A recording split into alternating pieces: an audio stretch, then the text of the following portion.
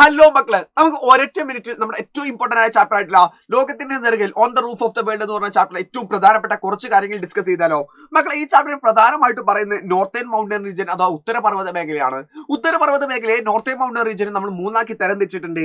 Trans Himalaya, Himalaya, eastern highlands അഥവാ trans ഹിമാലയം, ഹിമാലയം, കിഴക്കൻ കുന്നുകൾ.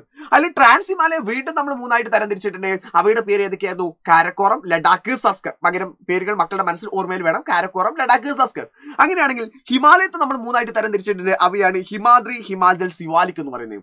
ഈസ്റ്റേൺ ഹൈലൻഡ്സ്, കിഴക്കൻ കുന്നുകൾ നമ്മൾ എന്ത് ചെയ്യുന്നു? പൂർവാച്ചാൽ എന്ന് ആക്ച്വലി നമ്മൾ പറയാറുണ്ട്. അവിടെ നാഗ ഹിൽസ്, മീസോ ഹിൽസ്, പാട്കൈബം തുടങ്ങിയിട്ടുള്ള കാര്യങ്ങളാണ് അവിടെ ഉൾക്കൊള്ളുന്നത്.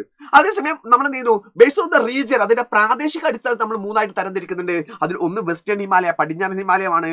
രണ്ടാമത്തത് സെൻട്രൽ ഹിമാലയ അഥവാ മധ്യ ഹിമാലയമാണ്. മൂന്നാമത്തത് ഈസ്റ്റേൺ ഹിമാലയ, കിഴക്കൻ ഹിമാലയമാണ്. അതിലെ വെസ്റ്റേൺ ഹിമാലയ, പടിഞ്ഞാറൻ ഹിമാലയത്തെ നമ്മൾ വീണ്ടും മൂന്നായിട്ട് തരംതിരിക്കുന്നു. അവയാണ് കാശ്മീർ ഹിമാലയ, ഹിമാചൽ ഹിമാലയ, ഉത്തരാഖണ്ഡ് ഹിമാലയ. ഈ ഒരു ഭാഗം കൃത്യമായിട്ട് പഠിച്ചിട്ട് പോയിക്കോ. പരീക്ഷയ്ക്ക് ചോദ്യം ചോദിക്കാൻ വളരെയധികം ചാൻസസ് ഉള്ള ഭാഗമാണത്.